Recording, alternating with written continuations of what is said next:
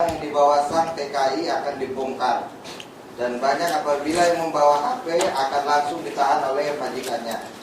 Kami dapat memahami pemerintah RI akan meminta kepada posisi perlindungan TKI kita sangat lemah. Di satu sisi tidak adanya MOU, dan di sisi lain PK yang selama ini berjalan terkadang tidak dapat dijadikan senjata penuh, alias kasarnya lemah.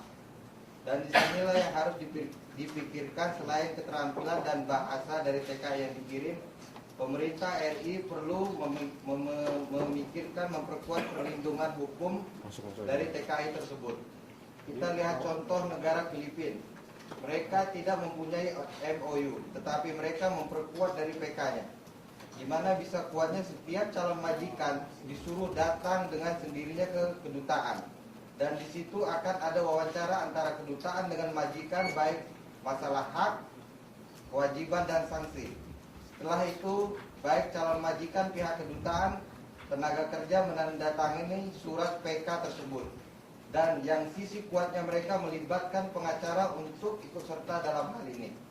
Jadi apabila sang majikan melakukan pelanggaran baik kecil maupun besar, mereka akan langsung berurusan dengan pengacara.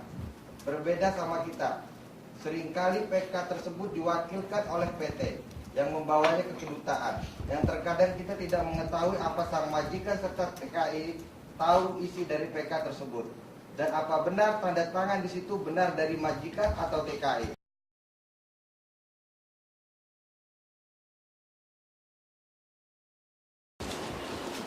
Saya juga terima kasih kepada Pak Konjen melibatkan masyarakat di sini menjadi bagian dari partner untuk bersinergi. Yang pertama, saudara Syarif. Jadi HP ini pintu masuk saja sebetulnya. Secara teknis HP itu kan tidak sulit. Tapi HP ini yang akan menjadi pintu masuk agar membuka ketertutupan yang selama ini ada. Membuka ketertutupan yang selama ini adalah dengan mencoba, nanti besok pagi saya akan sampaikan ke beberapa pejabatnya bisa membongkar ketertutupan ini. Ini sebagai usaha. Tentu kita tidak boleh lelah, tentu kita tidak boleh menyerah. Apa yang disebut usaha tidak mungkin. Bisa saja mungkin.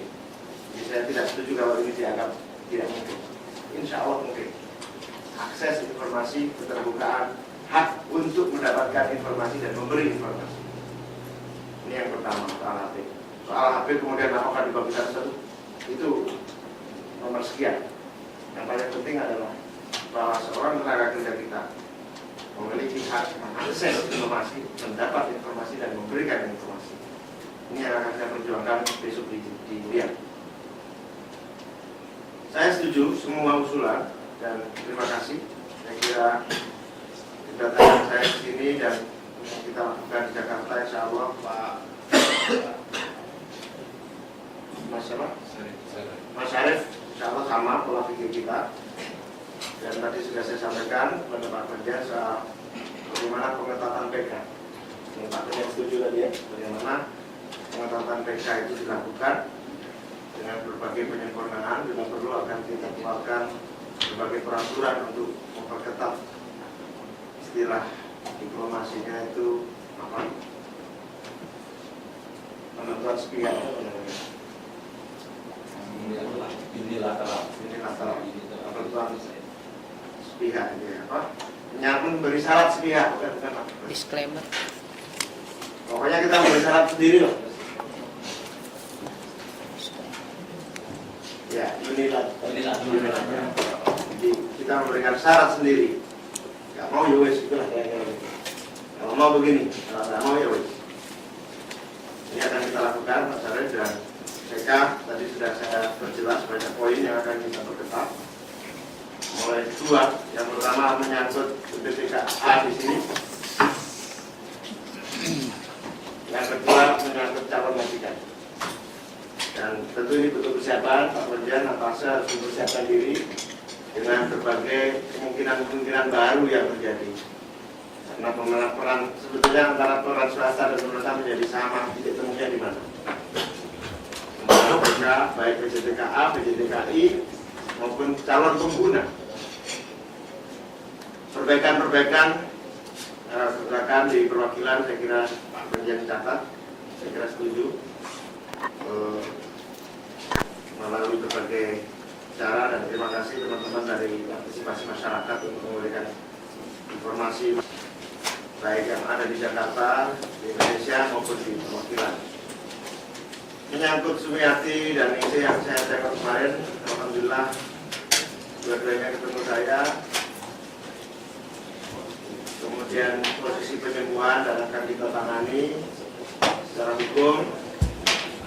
Jadi kalau yang ada mengaku pengacara Sumiati seolah-olah menyerahkan Sumiati, saya sudah cek ke Pak Konjen, bukan pengacara Sumiati, orang yang mengaku-ngaku ya.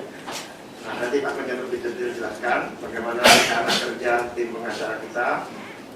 Ibaratnya saya juga sudah mendapatkan jaminan dari Komnas HAM di sini, yang lain bukan yang dia itu. Katanya tidak ada satupun celah untuk menutupi kasus ini. Tidak ada satupun pintu untuk bisa menutupi kasus kekerasan ini. Relatif jaminan, yang tapi jangan diguap di sini, diguapnya di Indonesia saja. Yang terakhir soal kalau jembatan nanti Pak Konjen jelaskan, soal nikah juga nanti kita akan coba urus apa yang memungkinkan kita lakukan. Jenazah Kikim pada posisi otopsi dan memang ada proses pembuktian yang harus kita jaga. Dan